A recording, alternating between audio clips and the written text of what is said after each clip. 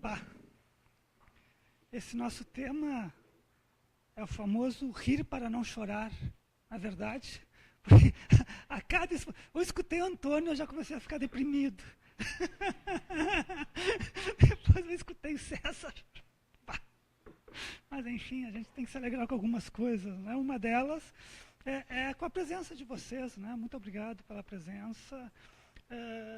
Eu compartilho muitas das preocupações do Antônio, assim, e queria aproveitar para sublinhar, né, relacionado com essa atividade, que, pô, Antônio, está crescendo o público interessado nesse debate sobre a riqueza, né, porque eu me recordo que os primeiros trabalhos do Antônio sobre isso, quando ele ia lançar, etc., posso dizer, né, Antônio, reuníamos um pingo de amigos, assim, né? Pouquíssima gente ia participar dessa discussão. Talvez, além dos amigos, um que outro inimigo, né? Porque os inimigos sempre vão nessas horas para ver se a coisa funciona bem ou funciona mal. Mas, enfim, então, estou muito feliz em ver vocês aqui. Estou feliz porque eu sei que no outro lançamento que fez o Antônio no centro, né, Antônio, também lotou. Tinha fila para as pessoas participarem da atividade. Enfim, eu acho que isso aí nos dá um pouco de esperança, né, sobre a possibilidade de continuidade dos estudos sobre a questão da riqueza. Né? Então, além de agradecer ao público, eu também quero agradecer pelo convite de estar presente nessa mesa. Né?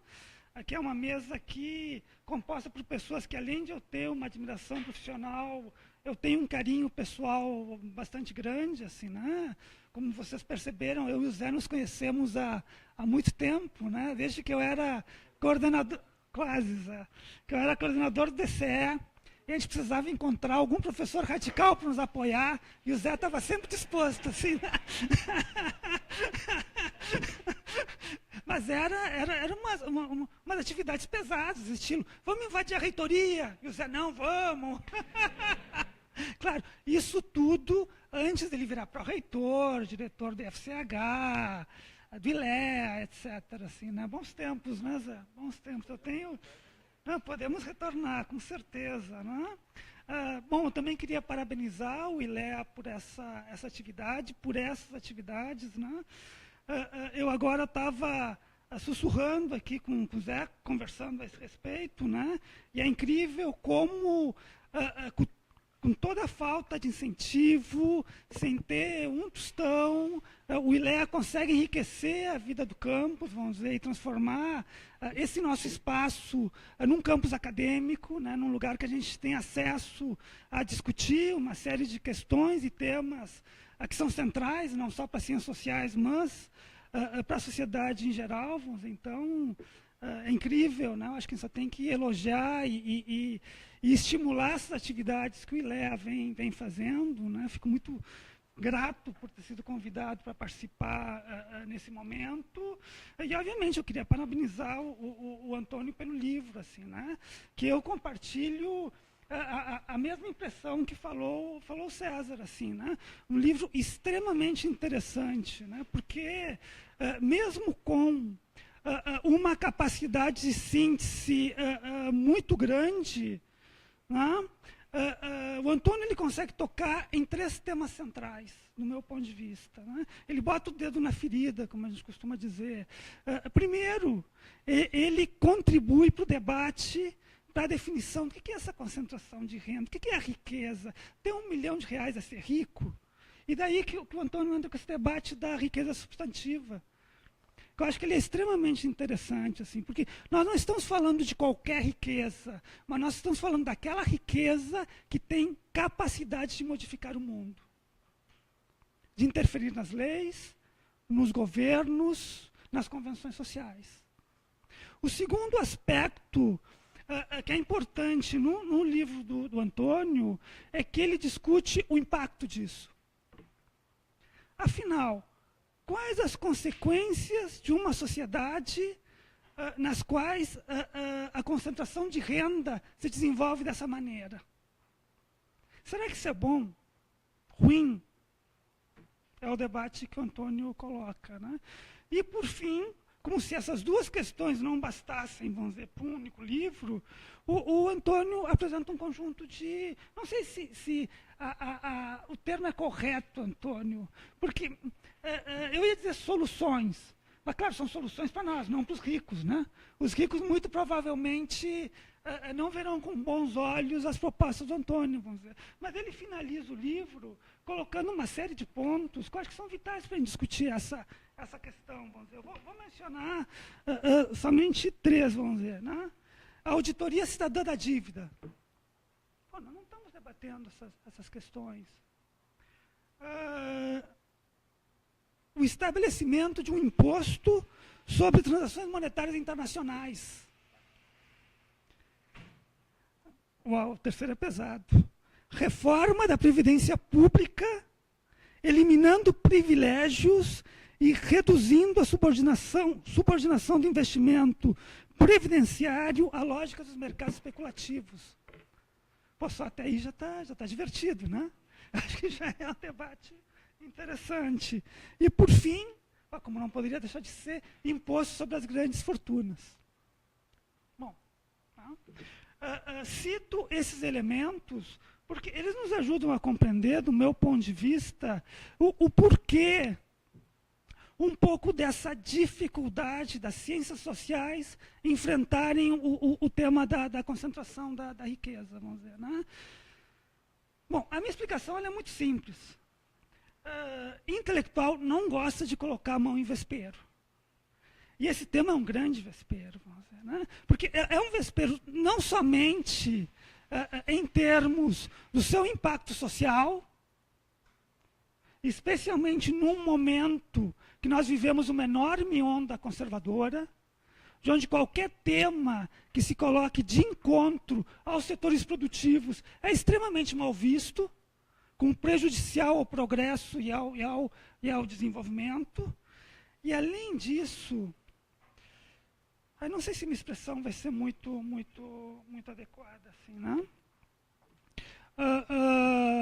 Ele é um tema complicado, porque pode trazer reflexos não muito positivos para o pesquisador dedicado a esses assuntos, né?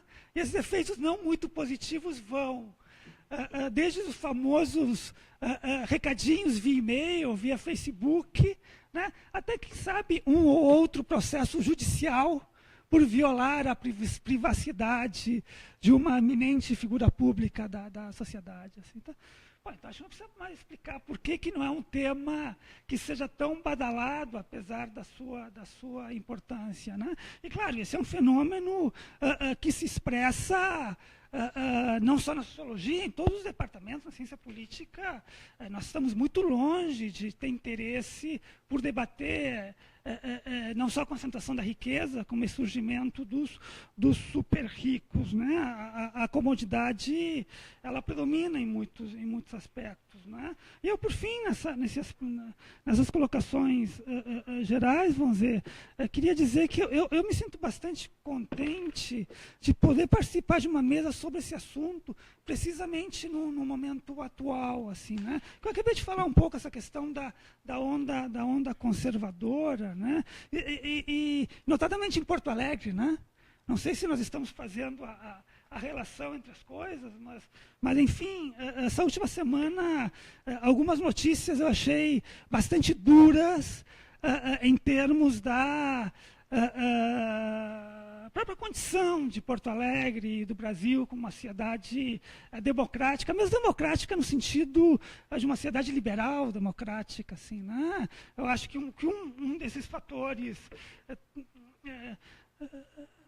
não sei, me dá a impressão que teve menos repercussão, apesar de ser tão importante quanto, né? Que aquela proibição das manifestações nas atividades do nosso prefeito nos bairros, né? Não sei se vocês acompanharam isso, né? Que os movimentos estão proibidos de fazer qualquer manifestação contrária quando o prefeito vai aos bairros a desenvolver as suas atividades administrativas, né?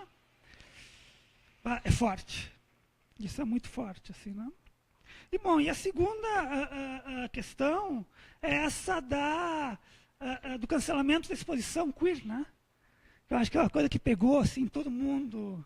E isso é algo bastante interessante, assim, porque as pessoas, os setores da sociedade, eles se veem afetados por um quadro, ou por uma obra de arte que vai de encontro a alguns valores que ela possui. Mas, em contrapartida, ela convive com extrema naturalidade com o fato da família Marinho ter hoje uma riqueza acumulada de 3,4 bilhões de dólares. É fantástico isso, né? E daí, às vezes, a gente fica perguntando, vamos dizer, o que é mais... Pô, esse telefone é o meu, certo?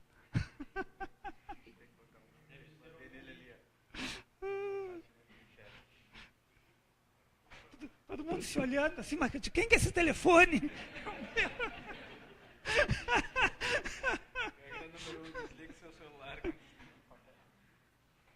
Mas, enfim, então as pessoas se sentem chocadas por uma obra de arte e não se sentem chocadas pelo acúmulo vergonhoso da riqueza, vamos dizer, né? São as contradições do momento no qual nós estamos vivendo. Não?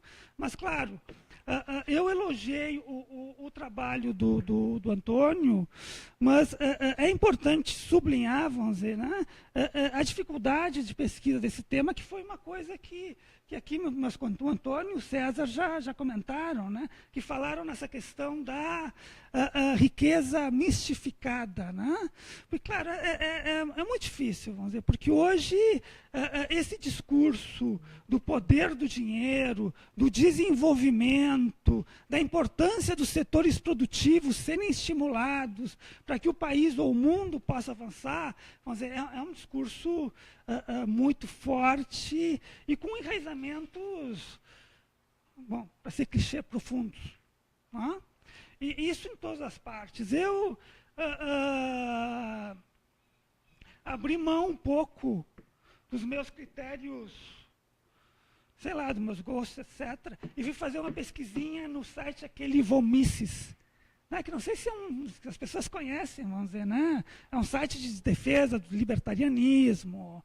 É difícil pesquisar aquilo ali, mas eu acho que nós intelectuais temos que fazer esse esforço para o bem e para o mal. Assim, né? E, poxa vida, eu peguei uma pequena citação do site que se relaciona bastante com essas coisas que vocês colocaram e que o Antônio escreve no seu livro.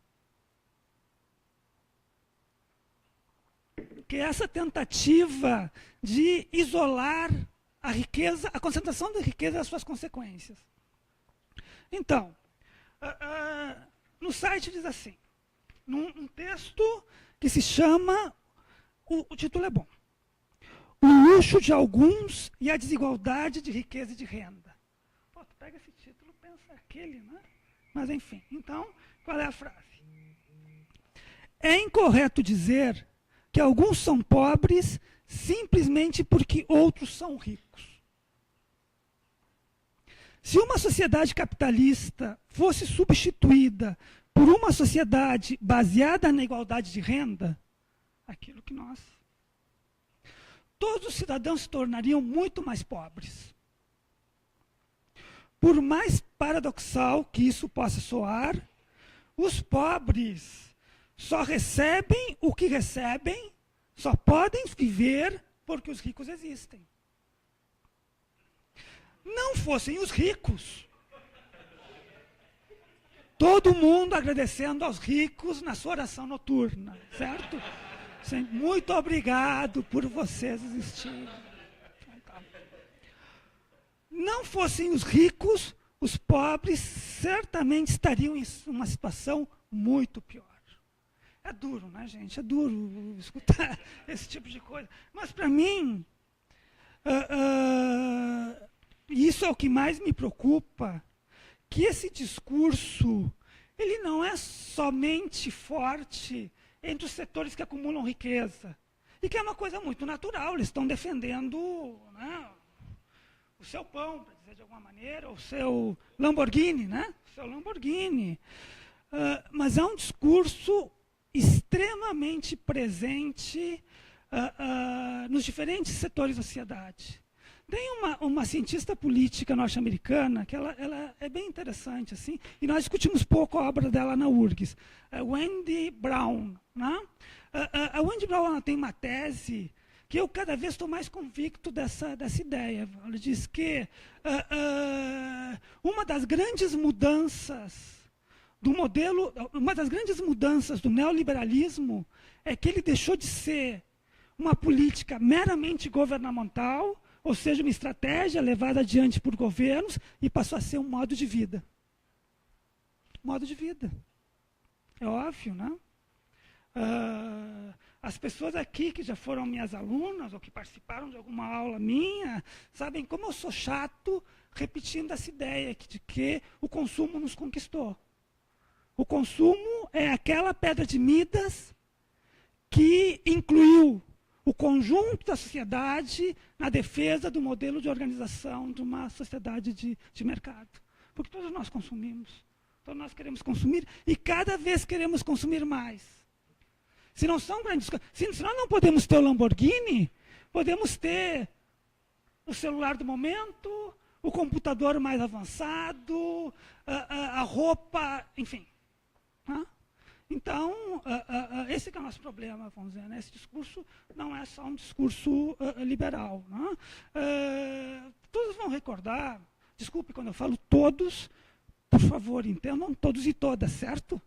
Tá vendo? Ficar uma coisa meio chata, todos e todas, enfim. Não, eu acho que tem, Zé, mas enfim, hoje eu vou abrir uma exceção. Enfim, vocês vão recordar da pesquisa que saiu ano passado, e que é uma pesquisa extremamente interessante, da Fundação Perseu Abramo, sobre os valores da população de periferia. Né? Ou seja, os valores das pessoas que estão numa situação social, teoricamente, com maiores carências. Né? Nessa pesquisa da Fundação, que é uma fundação insuspeita porque é do PT, ou seja, enfim, né, os resultados, se eles fossem maquiados, não seriam dessa maneira. Nessa pesquisa, alguns aspectos para mim me chamam muito atenção, vamos dizer. Né? E aqui eu vou mencionar quantos? Eu não sei quantos vou mencionar. 2, pelo menos. Né? Vamos dizer, o primeiro, que os entrevistados eles não conseguem ver oposição entre patrões e empregados. Eles não enxergam.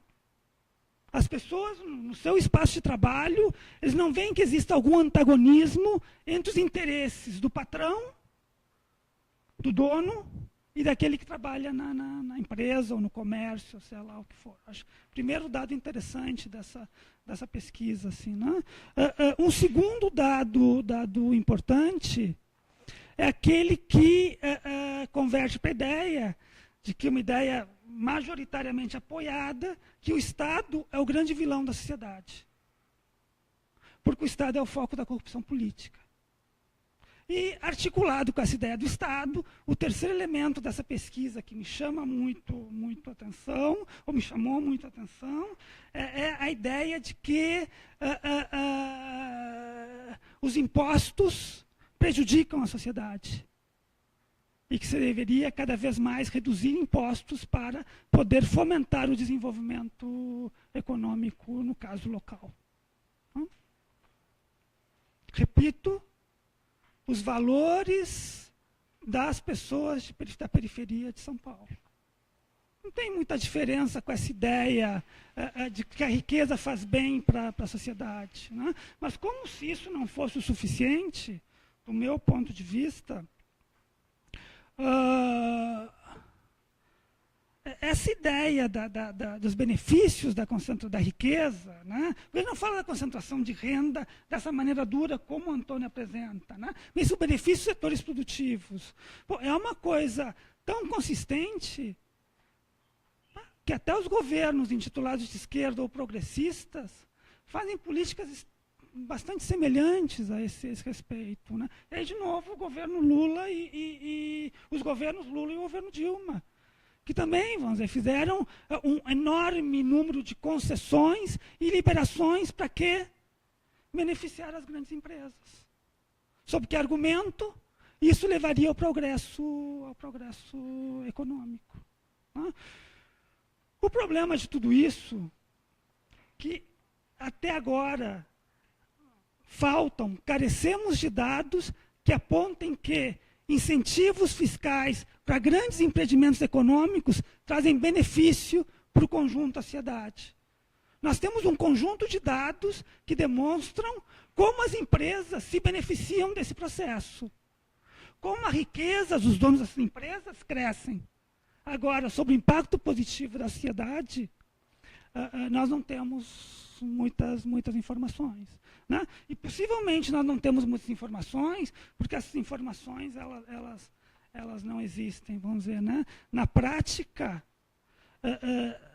grande parte das pesquisas que desenvolvem estudos sobre concentração de renda apontam que, na medida que os setores ricos mais enriquecem, maior a desigualdade social, maior, né, o crescimento da pobreza. Tá? Mas, claro, esse benefício aos setores mais abastados da sociedade, ele não é um acidente. Eu acho que isso, o livro do Antônio é extremamente feliz nesse comentário, vamos dizer, quando ele coloca como um dos grandes fatores para o crescimento da riqueza na sociedade a articulação com os setores políticos e com o governo. Tá? Porque enquanto existe o mito de que as empresas crescem pela sua capacidade, pela capacidade dos grandes empresários aumentarem os seus lucros, na prática, boa parte dos grandes empreendimentos econômicos se desenvolvem a partir dos incentivos estatais e governamentais. Né? E sobre isso, eu queria citar muito rapidamente um relatório que a Organização dos Estados Americanos lançou em 2011, chamado, com um nome bem sugestivo, Política, Dinheiro e Poder. Isso seria até uma novela da Globo, né? Acho que é um título, Política, Dinheiro e Poder. Não, está ótimo. Nesse relatório, eles dividem o impacto das grandes empresas na política sobre dois aspectos, em termos eleitorais e em termos governamentais. Né? Em termos eleitorais, eles chamam atenção para 7 consequências dessa articulação, grandes empresas, interesses políticos. Né? O primeiro, a perda de condições de uma disputa minimamente igualitária. Óbvio, né? Onde entra dinheiro, não tem disputa minimamente igualitária. Distorção da agenda política a partir da qual se disputam as eleições. Limitação de opções eleitorais a partir do cerceamento da informação. Desigualdade no uso dos meios de comunicação. Esvaziamento dos conteúdos programáticos. Substituição das plataformas políticas pela publicidade. É isso, né? Há quanto tempo que a gente não vê um programa eleitoral bem elaborado por algum partido político, né? É tudo basicamente mídia e publicidade, né? Mensagens curtas. E, bom, e o último, compra direta de votos, né? Isso aí. Em termos governamentais, o relatório ele aponta para 2 aspectos. O primeiro, o direcionamento das políticas governamentais para beneficiar os setores com mais recursos econômicos. E o segundo, o estímulo aos lobbies para influenciar o atendimento de demandas dos setores que concentram capital. Então, é difícil pensar um Estado, um sistema ou uma sociedade democrática sob essas condições. Como é que tu pode articular um modelo político razoavelmente democrático no qual a capacidade do grande poder econômico interferir nos resultados eleitorais e nas políticas governamentais é tão forte? E não é à toa que que apesar das pessoas questionarem, criticarem a política, os políticos, alguns com maior ênfase, temos que substituir esses políticos por empresários, por pessoas ligadas ao setor produtivo, etc., etc. Vamos dizer. Mas as pessoas se esquecem que hoje os setores que fundamentalmente são representados nas principais esferas políticas não são os trabalhadores, não são os camponeses, muito menos os professores, vamos dizer, mas são os setores mais abastados da sociedade. Né? E sobre isso foi... queria chamar a atenção de um artigo que saiu na Carta Capital semana passada, não sei se vocês tiveram a oportunidade de ler, com título bastante sugestivo. Ele diz algo mais ou menos assim: os ricos dominam a política. Os ricos dominam a política. É isso aí, no qual dá uns dados sobre as últimas eleições e o poder econômico dos nossos deputados. Né? A maioria dos deputados e senadores tem uma renda média de 1 a 3 milhões de reais. Renda média declarada. Né? Enfim, é difícil pensar instituições políticas com projetos alternativos de organização social com esse tipo de perfil econômico dos governantes. Tá? Então, esse é o quadro um pouco que a gente vê da relação entre concentração de riqueza e política, né, e a ótica que a gente na ciência política tenta debater essas relações. Né. Eu queria, já para finalizar, dizer que, mais uma vez, agradecer pelo convite e pela possibilidade de discutir essas temáticas, né, que, do meu ponto de vista, a consequência natural de hoje a gente debater a concentração de poder econômico entre os setores mais ricos, ou como o Antônio, com muita felicidade, colocou, os setores que são podres de rico, é o debate que a gente está fazendo, que a gente ainda não está fazendo de uma maneira mais estendida, que é sobre o futuro da sociedade capitalista, vamos dizer, né? É uma coisa que na sociedade é pouco discutido, praticamente não falamos em capitalismo na sociedade, e na universidade também não é um assunto dos mais, digamos, queridos, né? na discussão universitária, porque problemáticas como essas que o Antônio levanta para a gente nos colocam diante de um dilema. Né? Como é que nós vamos manter uma sociedade na qual os setores dirigentes, né, os setores hegemônicos estão centrados na expansão contínua do capital, num planeta com condições ambientais finitas ou limitadas? Como é que a gente consegue desenvolver uma sociedade centrada num consumo sem fim, num mundo no qual a capacidade de reprodução ambiental é extremamente lenta? O tema é difícil e quanto mais a gente aprofunda, complica muito mais. Né? Mas, enfim, seria isso que eu teria para dizer. Muito obrigado.